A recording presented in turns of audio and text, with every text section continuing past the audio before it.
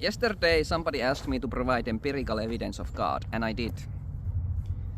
I pointed out the ant, right? It is this little creature that selflessly, works for the good of everybody in their own society. They have this massive home that single ant can't make. So there's like this spirit of cooperation and selflessness and hard working that exists in the ant. And this is something that is empirical evidence of God. If you don't know what empirical evidence is, then it's behavior, right? Or it's like patterns that you can observe. I'm saying that this is now something that you can link to God. God's nature is like that. He also wants us to work. He also wants us to selflessly look out for each other. That's why ants are actually mentioned in scripture in a different part as well. So this is proof of God's divine nature. I think the atheist doesn't understand this. When they're asking for empirical evidence of God, they're really asking for something that's spiritual, because you have to compare spirit with spirit. God is spirit. So if you want empirical evidence of God who is spirit, whatever proves God's nature, it has to also exist and it has to have a spirit. So the spirit is the thing that you link to God. And that's what you see in ants, for example. Okay, so you notice how it says that you have to worship in spirit and truth. You can just as well say that if you want to prove this God, you have to prove this God in spirit and truth. If you want verifiable evidence, you have to look at spirit and truth. And one of the commentators asked for a way to verify this. How do I test this evidence of yours? Well, the instrument you use is your heart. I'm going to talk about in this video something that I hope you agree with me. Otherwise, your heart is not capable of testing, because it's a really bad heart. This is empirical evidence of God. If you're asking for empirical evidence, but you don't understand, you deny the possibility of spirit, then it doesn't even make sense what you're asking. Because God is spirit. If you want empirical evidence of what is spirit, it has to be also spirit that is the evidence then. And you can see it in ants. I'm just repeating my point. But to make this a bit more clearly, I guess, is let's look at, for example, like predators.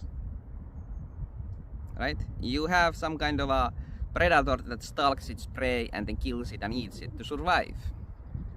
Like a lion hunting a gazelle.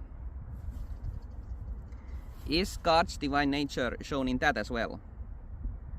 This is also like behavior, and this is like a pattern of life that happens. I would say yes, it is. Because life doesn't just fight against death. When the gazelle is being clever and fast and agile and running away from the thing that's trying to eat it, it's not life just fighting against death, it's also life itself. So life competes with itself as well. That's why it develops, becomes stronger, faster, smarter, and all these things. I think where people trip up is when they start to think that this is how people should also behave, in just like animals. I think this is why it's called the mark of the beast. People understand nature in a wrong way. I think that's what the Antichrist is gonna help people do, understand what is created in the wrongest way possible. See, those were made beasts, so they are in the image of the beast. You are made in the image of God. That means you have to have the spirit of God. And once you understand that difference, you realize that the behavior of the beast doesn't even apply to men and women, who are in the image of God in that same way, at least. Because that would mean that you are like a serial killer, then stalking your prey so you can hurt them. You don't have the reason anymore to do it, because you don't need to do that to survive like the predator does. No man who is a predator has a justification for being a predator. The lion does. This is also empirical evidence of God. And that's why this man who is a predator will be judged.